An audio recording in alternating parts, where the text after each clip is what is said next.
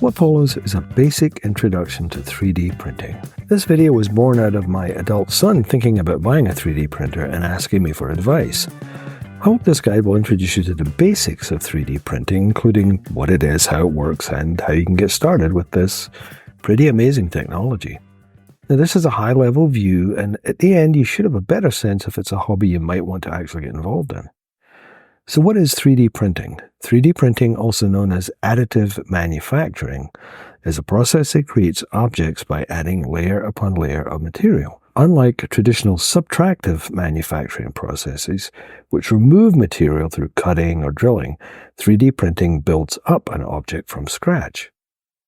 The three main types of 3D printers for hobbyists would be the Fused Deposition Modeling, or FDM printer.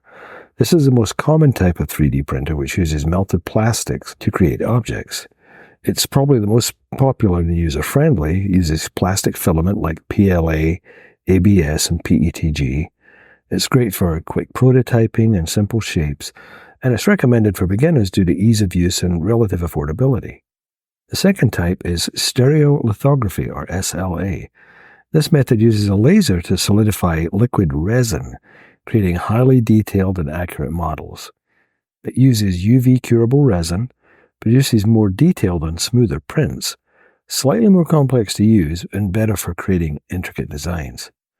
A third type, selective laser sintering, or SLS. This process uses a laser to fuse together powders, creating strong and durable parts. Some of the key components of a 3D printer would be the print bed, which is the surface where the object is actually printed, the extruder, the component that deposits the printing material, the hot end, which is obviously the heated part of the extruder that melts the plastic. Stepper motors are the motors that control the movement of the print head and build platform. The control board is the brain of the printer and responsible for managing the printing process. The software that's required would be some kind of CAD software used to design the 3D models like Tinkercad or Fusion 360, slicing software which converts the 3D models into printable files, for example Cura or Slicer, and then printer control software which allows you to interact with and monitor the printer, for example Octoprint. So getting started, you need to choose a printer. So research and select a suitable 3D printer for your needs.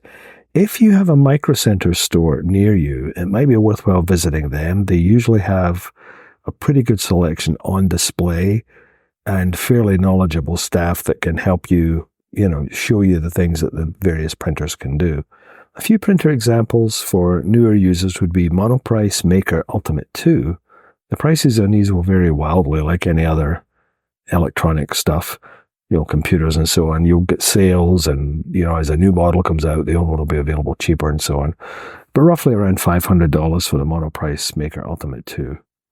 The Creality Ender 3 version 2 Neo is around $200, and the FlashForge Finder 3 is around $300. So you need to set up, install, and calibrate your printer. Many entry-level printers will require assembly before use. So follow the manufacturer's instructions and set your printer up. You might be required to follow fairly complex instructions. You'll probably have to deal with a lot of small parts. If your eyesight isn't that great, like mine, and you maybe have, a little bit of a shake and you're not very dexterous, it might be a good time to ask your, a younger friend or something to help you with the actual assembly of it. And you got to ensure everything is aligned correctly, obviously, because we're dealing in pretty small tolerances here. One of the important parts to setting up the printer is bed leveling. So proper bed leveling is crucial for successful prints. An uneven bed can lead to poor adhesion, warped prints, and other issues. Bed leveling ensures that your print bed is at a consistent distance from the nozzle across its entire surface. You could do either manual leveling or automatic leveling. And basically, you're just checking to see that, as I said, there's a consistent distance from the nozzle to the bed across the entire surface. There are some basic printer commands you need to familiarize yourself with, like pause and resume.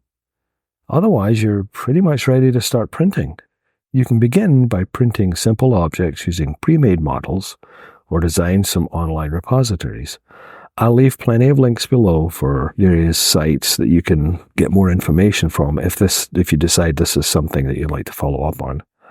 Some safety precautions: keep the workspace clean and dust-free, and ensure good airflow to prevent inhalation of fumes.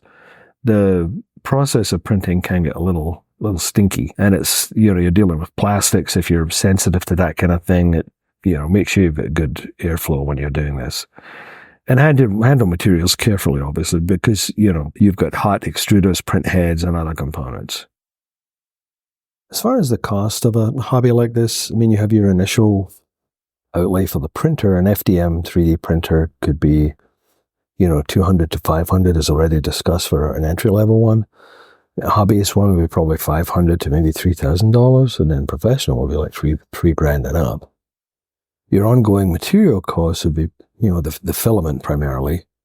So standard filaments like PLA and ABS are $20 to $50 per kilogram, and specialized filaments are $60 to $120 per kilogram. As far as how much that gets you, very roughly, a 330 meter spool of 1.75 millimeter diameter filament will get you about 20 to 30 mid-sized models, about 5 to 6 inches tall, with 15 to 20% infill. So that will give you some idea of what you get for your money. Maintenance and replacement parts, things like replacing build plates, maybe $25 to $100, changing nozzles, $10 to $50. So it's not horrendously expensive, but there is an ongoing cost associated with it, like most things. As I said, start with simple prints. Practice. Practice, like everything else, helps you get better at what you're doing. There's plenty of online communities you can join and learn from the experience of others, like Reddit and other places like that. Again, I'll put links below. And be patient. It can be unpredictable, so don't be discouraged by the odd failure. It's a fun hobby for somebody who may be a model maker or just likes to experiment with different things.